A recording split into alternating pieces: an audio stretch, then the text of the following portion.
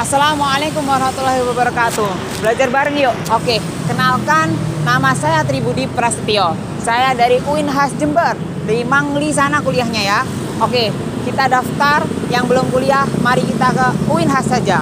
Oke, saya dari jurusan Ilmu Al-Quran dan Tafsir. Di sini saya akan mengajak Anda semuanya belajar bareng untuk mempelajari semiotika Al-Quran. Apa itu? Oke, kita akan mereview teori-teori semiotika Al-Quran dan beberapa tokohnya. Oke, kali ini akan kita salah satunya. Oke, kita kupas. Baik, nah di sini kita akan mempelajari teori semiotika mitologi dari Roland Barthes. Oke, sebelum itu kita akan membacakan dulu biografi singkat mengenai Roland Barthes tersebut.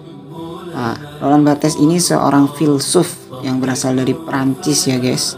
Jadi lahir di kota Cherbourg pada tahun 1915 dan meninggal di Paris pada tahun 1980. Nah, semasa hidupnya ini beliau sangat terkenal banget sebagai penerus pemikiran dari linguistik Ferdinand de Saussure. Nah, dahulu karena beliau menempuh pendidikan di Prancis, beliau juga belajar sastra Prancis dan bahasa-bahasa di Universitas Prancis itu, bahasa-bahasa klasik itulah guys.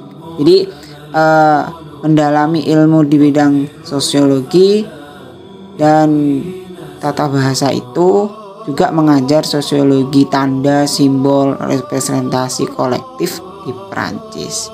Makanya beliau terkenal sekali sebagai penerus pemikiran linguistik, pemikiran semiotika Ferdinand de Saussure. Dan memulai karirnya sebagai penulis dan terjun menggeluti bidang semiologi. Oke guys, oke lanjut. Nah, kita akan membahas tentang teori semiologi Roland Barthes.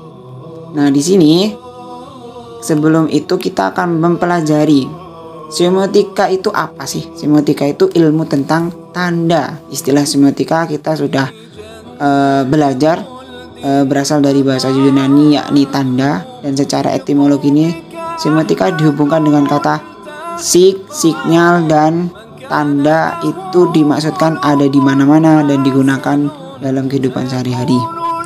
Pokok bahasan semiotika itu adalah kan tanda. Nah, makna tanda itu, kita memunculkan makna itu dari tanda-tanda hubung-hubungan tanda dari analisis semiotika. Jadi pada kenyataannya kebudayaan yang ada itu adalah merupakan tanda. Jadi manusia hidup itu penuh dengan tanda-tanda. Oke, ini kita fokus kepada analisis Roland Barthes sekarang ya. Digambarkan ini jelas 3 pokok dalam memahami suatu tanda itu ada makna, konotasi, denotasi, dan mitologi. Nah, sebelumnya menurut Ferdinand de Saussure, tanda simbol termasuk itu dimaksudkan artinya itu impuls atau rangsangan atau bersifat arbitrari, yaitu tergantung. Jadi prinsip teori Saussure sebelumnya ini mengatakan bahwa bahasa adalah sebuah sistem tanda dan setiap tanda itu tersusun dari signifier dan signified, penanda dan petanda. Nah, makna denotasinya penjelasannya seperti ini.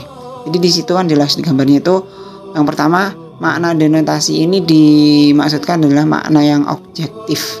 Jadi sesungguhnya tanda itu dari kata tersebut itu jelas dapat diserap oleh panca indera dan rasio manusia. Itu makna denotasinya itu seperti itu.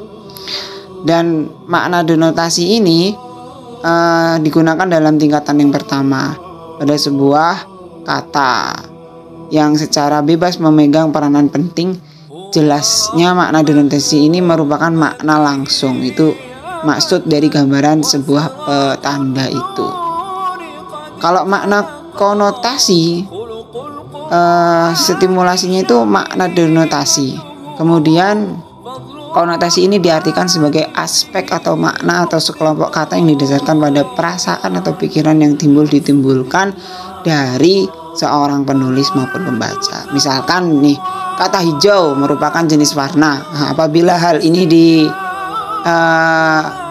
maksudkan denotasi, jadi makna konotasinya kata hijau itu bisa saja berkonotasi oh hijau itu surga, oh daun, oh hijau itu sejuk, itu merupakan kode dari makna konotasi tersebut. Nah, yang selanjutnya kan mitos. Nah, mitos itu menurut Roland Barthes adalah merupakan sistem komunikasi sebuah perasaan ataupun pesan, dan gampangnya itu mitos itu adalah objek atau sebagai konsep, ide,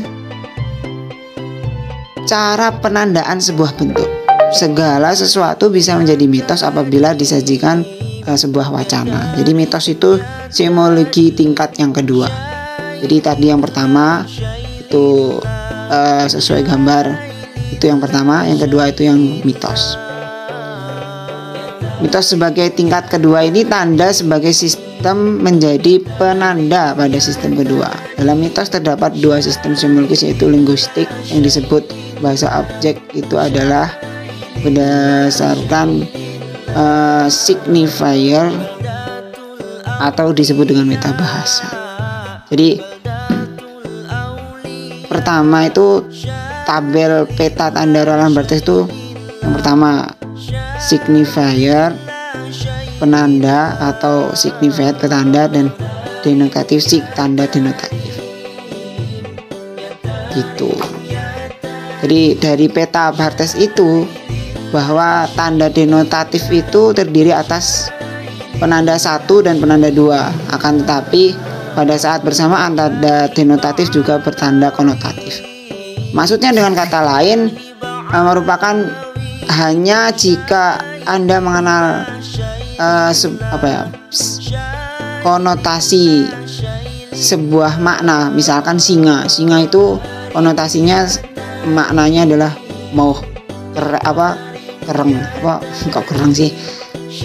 berani, tegang, atau menakutkan. Itu sebuah konotasi dari tanda singa. Jadi dalam konsep Barthes, tanda konotatif itu tidak sekedar memiliki makna tambahan, namun juga mengandung kedua bagian tanda denotatif yang melandasi keberadaannya. Sungguhnya Barthes ini berarti penyempurnaan dari semiologi source. Jadi yang kedua, makanya beliau terkenal sebagai pelanjut linguistik dari the source. Konotasi dan denotasi sering dijelaskan dalam istilah tingkatan representasi atau tingkatan yang sama. Itu dari Roland Barthes seperti itu. Lalu pada intinya dapat dikatakan bahwa semiotika yang dimaksud itu merupakan gabungan dari signifier dan signified. Untuk yang kedua merupakan pengembangan dari teologi yang dikembangkan oleh Sauss. Jadi jelas dalam teori Barthes ini mengedepankan signifier yang berarti makna konotatif dan signified adalah denotatif. Dari makna denotatif inilah yang kemudian muncul pengembangan yang disebut mitologi, yaitu sistem mitos tadi, signifier, signified, dan sig-in. Kalau yang pertama sistem linguistiknya signifier, signified, dan sig-in. Untuk contohnya aplikasi teori semiologi Roland Barthes ini, kita mengambil contoh gambar orang yang sedang hormat. Itu maksudnya menghormat. Kan hormat berarti menghargai, menghormati jasa para pahlawan yang telah gugur mendahului kita. Gampangan ngono. Oke guys. Baik, terima kasih telah menonton dan semoga menjadikan ilmu kita semua bermanfaat dan barokah. Ikuti terus dan kita selalu belajar bareng yuk. Semangat. Assalamualaikum warahmatullahi wabarakatuh.